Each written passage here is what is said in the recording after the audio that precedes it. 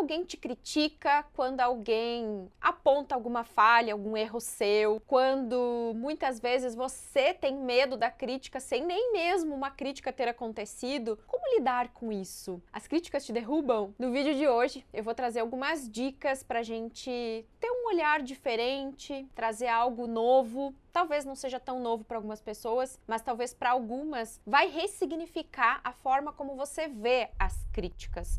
Porque as críticas nada mais são, ou melhor, o medo da crítica, nada mais é do que a necessidade de ser amado e aprovado. Porque quando você tem isso bem estabelecido dentro de você, e você não precisa ser amado ou aprovado pelas outras pessoas, as críticas não te derrubam. As críticas simplesmente são algo que vem para trazer uma clareza, um entendimento sobre algo, e você não se dói com aquilo. Agora, quando há dor, há algo para ser olhado, e é isso que a gente vai falar aqui hoje. Eu vou trazer algumas orientações de como eu faço e como eu oriento algumas pessoas, os meus clientes, os nossos alunos, a lidar com essas situações que muitas vezes causam dor sim, incomodam sim, e aí a gente vai falar mais sobre isso hoje.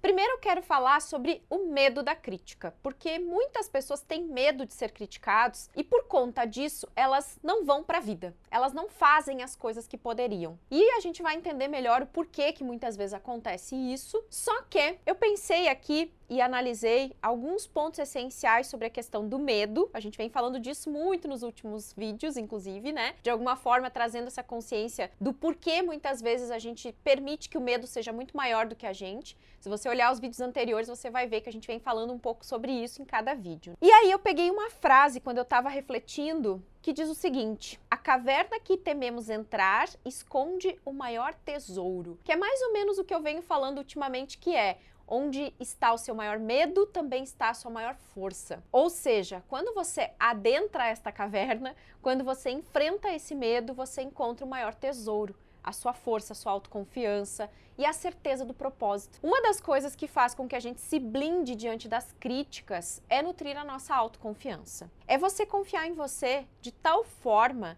que o que a pessoa falou pouco importa. Porque na verdade, gente, agora vem um segredinho muito importante aqui. Tudo aquilo que a pessoa critica em você, na verdade, é uma crítica a ela mesma. Porque aquilo que eu enxergo no outro, na verdade, fala sobre mim. Aquilo que você critica nas pessoas está falando sobre você, não sobre elas. Então, quando você recebe uma crítica, procure entender que aquela pessoa que falou aquilo, que te julgou, que apontou o dedo para você, na verdade, ela está escondendo uma crítica muito maior sobre ela mesma. Isso foi uma das formas que eu encontrei de amortizar quando a crítica é complicada, né? Porque tem pessoas que são grosseiras mesmo. E aí eu fico pensando, puxa, se essa pessoa foi tão grosseira comigo, imagine como ela se trata. Imagina como ela faz com ela mesma. Porque se ela teve coragem de fazer isso comigo, é porque ela é muito mais cruel com ela mesma. E isso neutraliza um pouco o efeito da crítica. Só que, por que a gente se dói? Por que dói receber um julgamento e uma crítica? Porque, na verdade, isso esconde um grande desejo de ser amado e aprovado. Quando você começa a se libertar desse desejo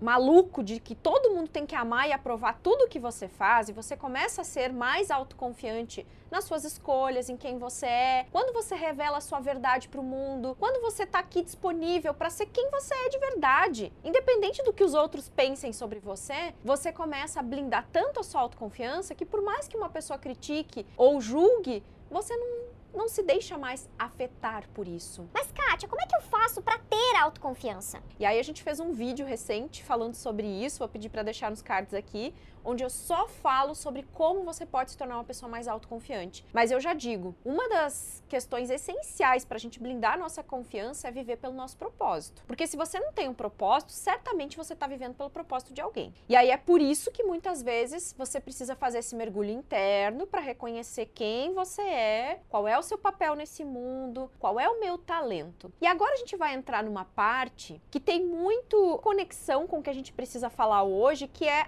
a relação disto com a sua autoimagem, com o reflexo daquilo que você expressa para o mundo. E aí, meus amores, existe algo que precisa ser olhado com muita profundidade, que é a forma como você critica e julga seus pais. Porque você é 100% da mamãe, 100% do papai. Aquilo que você critica na mãe, aquilo que você critica no pai, aquilo que você julga sobre o comportamento deles, tá em você. Você é 100% de cada um. Porque seus pais não deram 50% deles por você. Eles deram 100% deles dentro das possibilidades que eles tinham. E aquilo que você mais critica neles, você reflete na sua vida em algum setor, em alguma área, em algum ponto. Isso é fato. E aí, quando você olha para uma situação X, vou dar um exemplo clássico aqui que acontece muito. Por exemplo, a mãe sempre foi uma pessoa que trabalhou muito, sempre foi uma pessoa que nunca teve tempo para os filhos, que teve que se dedicar demais para o trabalho, que nunca pôde estar em casa. Esse filho foi criado pelos avós, por alguém, porque essa mãe quase não podia estar em casa cuidando desse filho. E aí vem, na vida adulta, aquelas queixas, as reclamações, né? As críticas. Ah, minha mãe não tinha tempo pra mim, minha mãe nunca cuidava de mim, minha mãe nunca tava junto comigo, eu senti falta dela. O que é que você faz? Em algum ponto,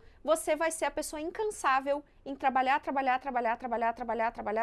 por aquilo, e muitas vezes você também vai ser ausente de alguma área, de algumas relações, de algum ponto que você também criticava na sua mãe. Então você também vai ser uma pessoa ausente em algum setor da sua vida em função de que você achava que trabalhar demais não era legal. Ou você vai ser aquela pessoa que não quer trabalhar demais. E aí você vai ser aquela pessoa que procrastina, que não arrisca, que não faz nada. Por quê? Porque a mamãe fazia isso, ficava muito tempo fora, e isso era tudo que ela podia te dar naquele momento. Embora ela não estivesse de corpo presente, o coração dela sempre estava conectado ao seu. E ela saiu, trabalhou arduamente para poder te dar uma boa vida. Então, ao invés de você reclamar por mamãe sair muito tempo, olhe para ela e agradeça pelo esforço que ela fez para que você permanecesse vivo, tivesse a sua sobrevivência, não passasse trabalho, como provavelmente ela passou, e por isso ela agiu assim, porque ela achou que agindo dessa forma ela poderia te dar muito mais do que o que ela teve. Então, ao invés de criticar, ao invés de olhar com esses olhos de crítica, comece a olhar com amor para sua história. Ressignifique isso. Pense com outro olhar. Olhe com outro óculos, né? Que a gente fala muito por aqui. Todos nós temos um óculos pelo qual a gente enxerga a vida. E se na sua lente ficou gravado que você não pode trabalhar tanto, que você não pode fazer tanto para não ser ausente, comece a ressignificar isso.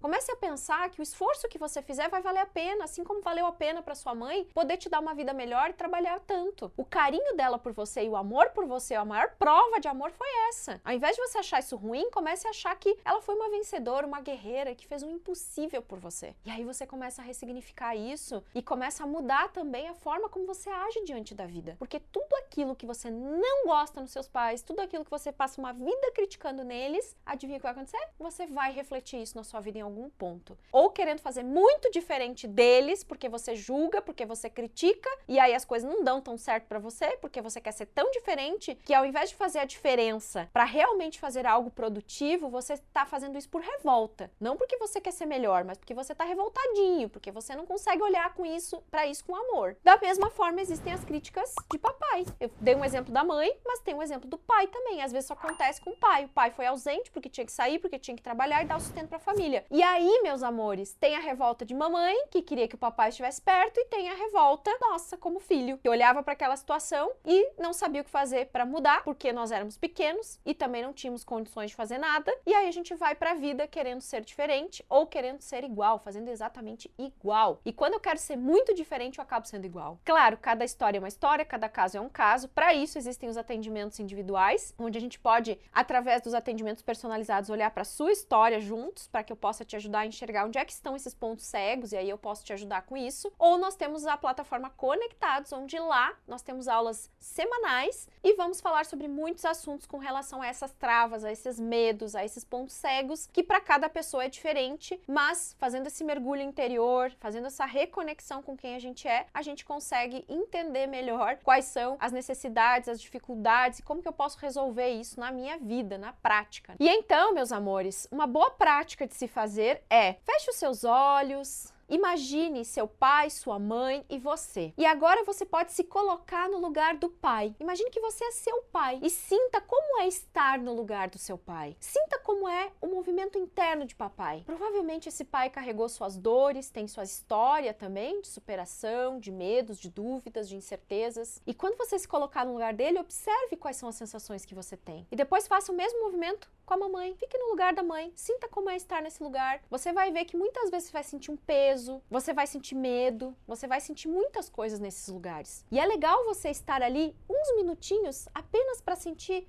como é difícil estar nesse lugar ali. Como não é fácil ser pai e mãe. Como não é fácil ser seu pai e sua mãe diante de tantas críticas que tentaram fazer o impossível por você e você ainda reclama, você ainda critica, você ainda julga, você ainda aponta o dedo, achando que eles deviam fazer melhor, achando que eles deviam fazer do seu jeito, sendo que o jeito que eles fizeram foi o melhor que puderam na condição que tinham. E quando você começa a limpar essas críticas do seu coração, a acolher os seus pais como são, com todos os seus defeitos e suas virtudes, porque eles também têm as virtudes, você começa a se reconciliar com as duas partes suas que você briga uma vida inteira. Porque esse movimento e esse exercício não é para você estar ali no lugar de papai e mamãe, não. É para você aprender a acolher a parte de sua mãe e de seu pai que está no seu coração. Porque a pessoa que tem um CPF, pai, mãe, aquela pessoa que você conhece como pai, como mãe, também é falível, também tem as suas questões. Mas o que você precisa aqui dentro é se reconciliar e estar em paz com o amor deles, com a parte deles que está em você, você gostando ou não, negando ou não, criticando ou não, tá aí, faz parte de você. E é isso que nós precisamos fazer.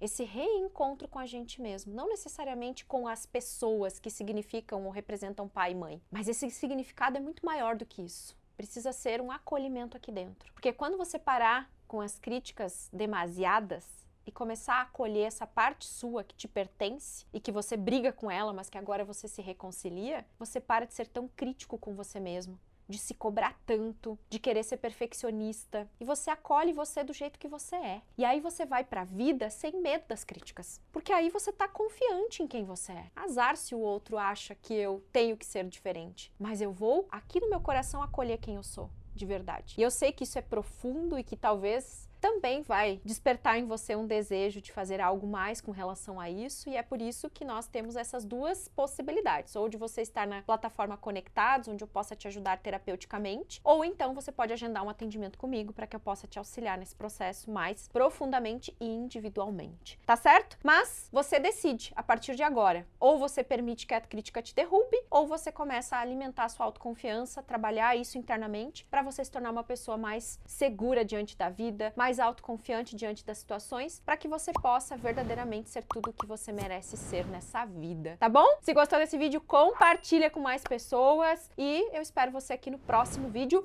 quem sabe no atendimento, quem sabe lá no Conectados, a gente se encontre também. Até a próxima, tchau, tchau.